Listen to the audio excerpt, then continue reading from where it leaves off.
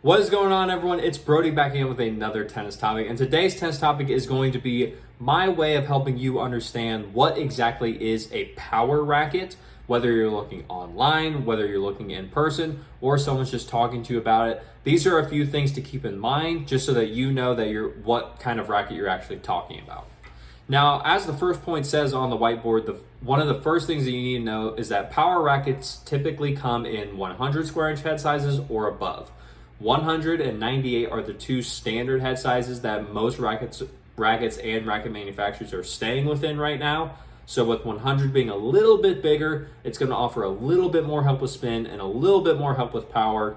And that's usually where you see a lot of power rackets just start at, rather than being the smaller head size, which gives more control.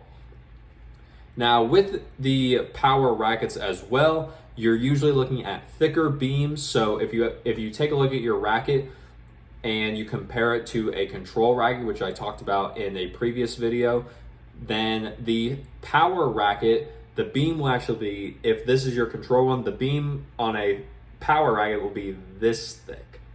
It's going to be much wider because that's going to help allow the racket to give you more power. It's going to absorb a bit more of the pace of the ball and just allow you to slingshot it back at the opponent rather than having it dwell in the racket for a long time, keep it there and help and take away some of the power, which is what control rackets are designed to do.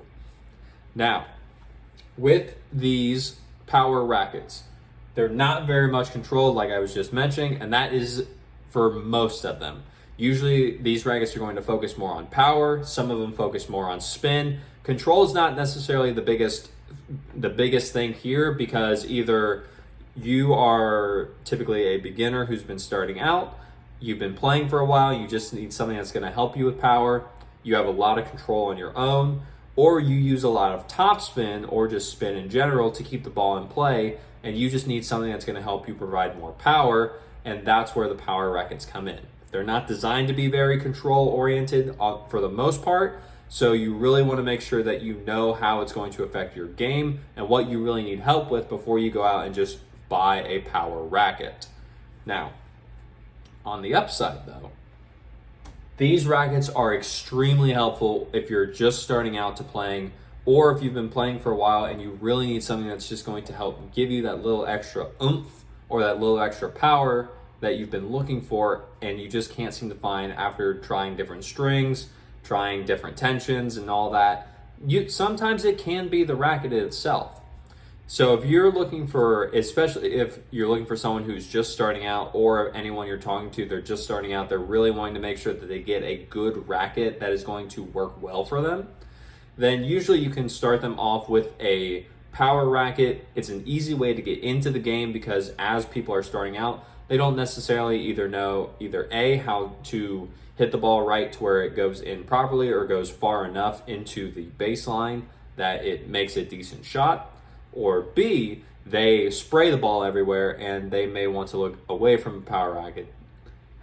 Usually it's letter A, so you can, depending on who you're talking to, you can go either way, but typically you just want to make sure that the power racket will suit their game and it's not going to be as stiff for them, or it's not going to hurt their arm. One of the things about power rackets is the fact that they do tend to be stiffer. You can see this as an example as the Babolat Pure Drive, for example. The Babolat Pure Drive is going to be a very stiff racket, but it's going to be very, very powerful.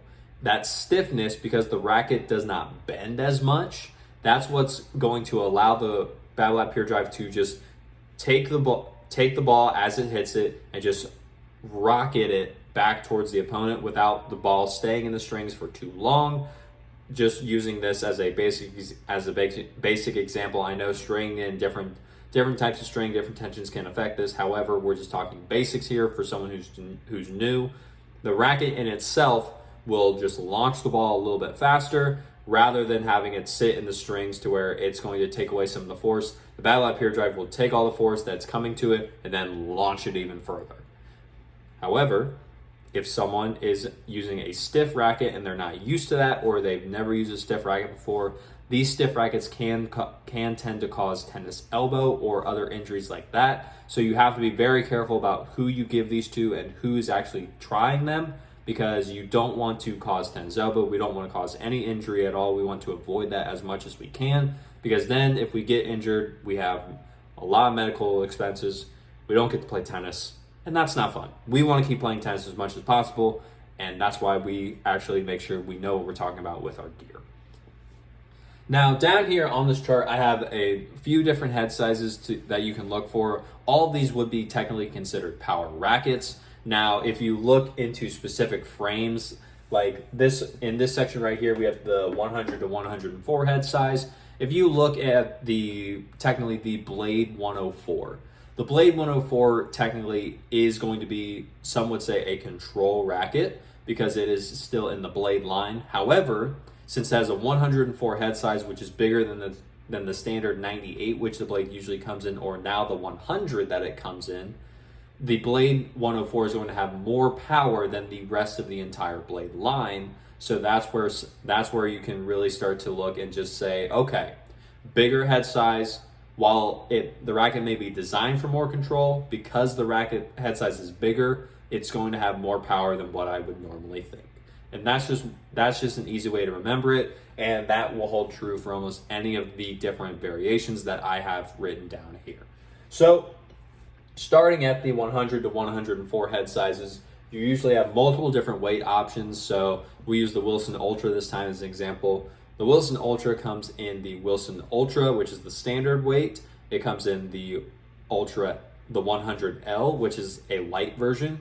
It also comes in the 100 UL, which is an ultra light version. I know it's a little bit confusing. It says Ultra is the name of the racket, and then it's ultra light, but that's the way that Wilson went with it. Anyway, with the Wilson Ultra 100, this racket still being a 100 head size, it just has multiple different weight variations for any level of player, whether you're just starting out, you've been playing for a while, depending on how old you are. You just have different ways that this racket will work best for you. So you can go with that. And like I said, they're pretty stable, usually being a little bit heavier if you go for like the standard weight of these rackets.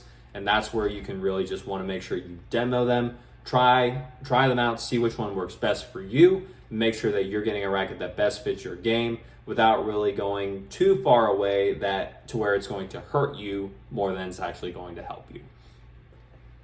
Then if we move over here to the 105 to the 110 square inches, you are starting to get much more into the oversized category. So now they're going to have a lot more power. They are usually going to be lighter weight frames. So if you're playing doubles and you want a racket that's going to be easier to move around and have a little bit more reach, that's where the 105s to the 110 frames, those can really help a lot.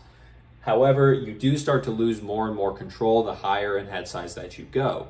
So if you're starting at a 100 head size, you go up to a 105, or you go up to a 107, you are going to have to be a little bit more careful about how you're hitting the ball in terms of not only how much more power you have, but you also have a little bit less control coming off of the racket, because the head size, you have more room for error, as well as the sweet spot. It's just easier to hit outside of the sweet spot rather than in it, even though it is larger. So usually 105s to 110s, that's a good mid-range for players who maybe have been playing for a while, or if you're just looking for a specific racket that is going to be more so helpful in terms of power, but still highly playable. You can usually find people who are using these at the higher levels. Some higher level club players will use these, especially towards the 110 size. And that's where you can usually find 105s to 110s. It's that in between to where if you know you need it, try these just to see how they feel and see how they affect your game. Then finally, we have the 110s to the 115s. These are going to be typically the largest that you'll see mainly made today. They're not going to be the largest by any means of rackets that are out there. There are some that are 120. There's the ever coveted Gamma Bubba 137. Yes, it's 137 square inches. It's humongous. But the 110s to 115s in this chart, they're going to be the lightest overall typically. They're going to be extremely powerful, but like I said, very little control because of how big the head size is. you have to either compensate with the string or how you're swinging the racket. So be sure to make sure that you demo all of these. And so that you know how they work with your game, rather than just going out buying it because you're like, I need more power. And then someone says like, this will give you more power, but the weight doesn't work for you. It's too light. The racket's too powerful. You're like, this is not what I wanted. And then since you bought it brand new, you can't return it. So demo. TLDR, demo the racket, make sure it works for you. Biggest thing. But with that being said, that's pretty much going to be the main points that I wanted to talk about with power rackets. If you enjoyed the video, leave a like on it. Comment down below any more questions that you may have about power rackets, or just any kind of recommendations you may want or are curious about, as well as just subscribe to the channel so that we can grow this channel. There's a lot of tennis misinformation in the tennis community, so I took it upon myself to make this channel so that we can get rid of that and just enjoy playing tennis a lot more. And so with that being said, that's going to be pretty much it. And as always, take care.